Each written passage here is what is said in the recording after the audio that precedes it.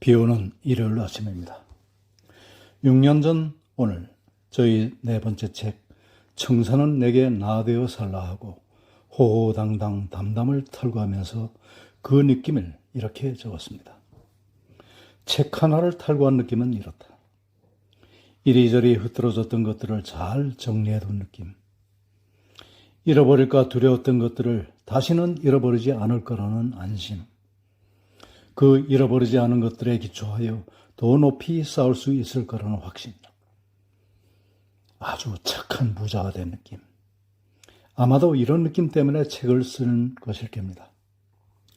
이 느낌이 지금도 다르지 않으니 참이라 할 만하고, 그러게 그 지난한 고통에도 또 7번째 책을 준비하는 것 아닐까 싶습니다. 많은 분들이 도와주셨지만 이 책은 실패한 책이었습니다. 책에 무슨 실패냐, 가당찮다 하시겠지만 결국 안 팔린 책은 실패라 할 밖에 없습니다. 그럼에도 남다른 애착이 가는 것은 그 속에 내가 있고 어머니가 계시고 아내와 자식과 나의 삶, 나의 꿈이 있어서일 테지만 아마도 아래 발문을 써준 사람이 있어서일 겁니다. 결코 잊지 못할 발문입니다. 한번 읽어보겠습니다. 내 발치에 떠내려온 낯익은 병 속의 편지. 손끝 터치만으로 세상을 뒤적이는 시대에 사람들은 왜 글을 쓰고 또 남이 쓴 글을 읽는 것일까? 인간의 본능인 노출증과 관음증만으로 글쓰기의 속성을 설명하기에는 어딘가 부실하다. 예컨대 은밀한 의기는 어떤가?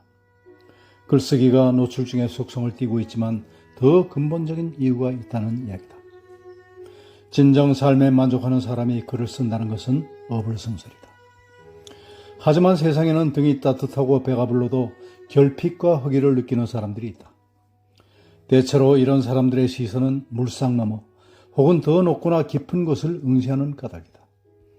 그 기아 심리가 현실 너머를 뒤적이거나 강아지 풀의 촘촘한 솜털 너머로 펼쳐진 아득하고 광활한 것을 보려고 애를 쓰는 것이다.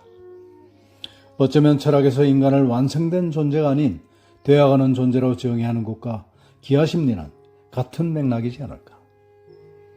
그런 측면에서 글쓰기는 나무의 나이테와 닮았다.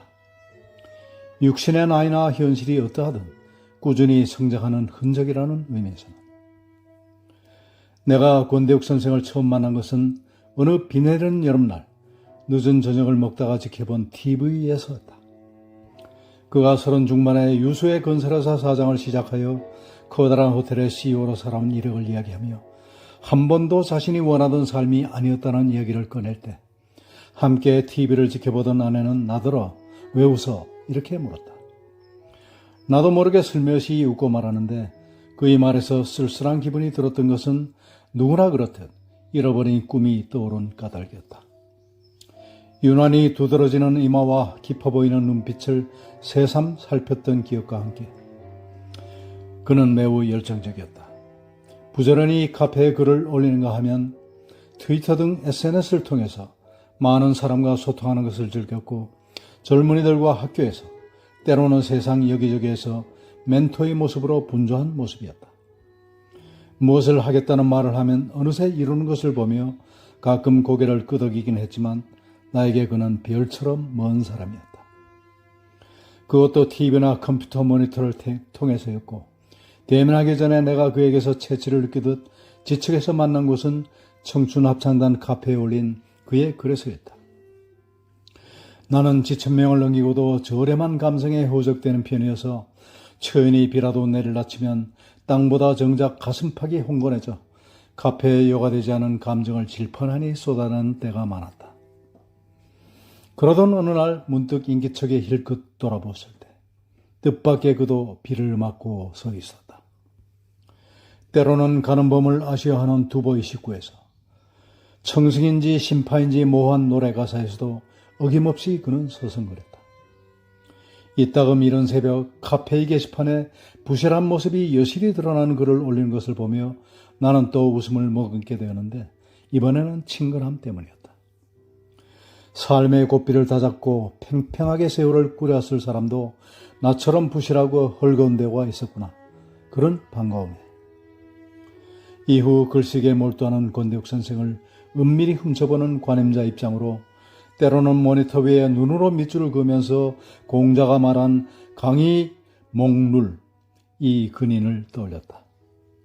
민첩하고 감각적인 쪽보다는 소탈하고 질박한 맛이 나는 그 글은 마치 오래된 사진이나 손에 익은 생활도구처럼 편안했다.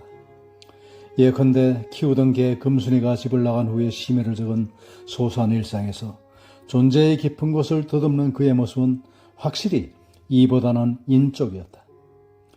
그의 이력을 생각하면 이지적이고 냉철한 면을 먼저 떠올렸는데 세상을 바라보는 시선의 저변은 오히려 심미적 감수성이나 감성적 덕목이 자리하고 있음에 뜻밖이면서 그리고 또 반가웠다. 타인의 글에 공감한다는 것은 더없이 소중한 것이다. 사람이 세상을 살면서 가장 힘든 때는 상황 그 자체가 아니라 그 상황을 혼자 겪는다는 고독감이 아닐까. 망망한 세상에서 막막해질 때 문득 곁에서 나 아닌 누군가도 나처럼 막막해하는 모습은 얼마나 위로가 되는가. 외로움을 아는 사람은 한낱 나무꾼이었던 종자기의 죽음에 검은 고줄을 끊져 달하게 얹어버린 배가의 마음을 알 것이다. 날카롭고 급하게 돌아가는 때이고 자칫 외로워지기 쉬운 세상이다.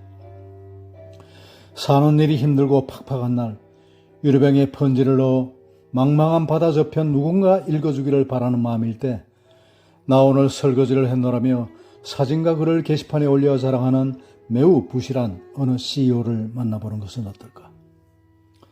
노자 할배는 기정민민이면 기민순순이라 했다. 나로서는 세상에 다스리고 꾸려가는 자리에 있는 사람들이 다 그렇게 부실했으면 좋겠다. 빛나되 눈부시지 않은 빛처럼 수수하고 헐거운 이웃집 할배처럼. 마지막으로 주제넘고 어줍은 글이 행여 누가 될까 하는 조바심에 보험 한 구찌를 들자면 쌈바디인 그가 그야말로 노바디인 내게 정면으로 바라보며 건네온 화법이 비키기에는 너무 근사해 보였기 때문이라는 약관을 덧붙인다. 미루나무 청춘합창단 카페 회원의 글이었습니다. 그렇습니다. 내가 막막할 때 같이 막막해지고 내가 부실하다 느낄 때 문득 나 아닌 어떤 사람도 부실하다고 느낄 때 우리는 얼마나 위로를 받는지 모르겠습니다. 워낙 근본이 부실한 사람이지만 그의 말처럼 나는 좀 더 부실했으면 좋겠습니다. 곧대 찌르지 않고 밝히되 눈부시지 않은 빛처럼 수수하고 헐거운 이웃집 할배처럼. 7번째 책은 산막일기입니다. 솔직히 좀 많이 팔렸으면 좋겠습니다. 감사합니다. 오늘도 행복한 하루 되십시오. 권대욱 TV였습니다.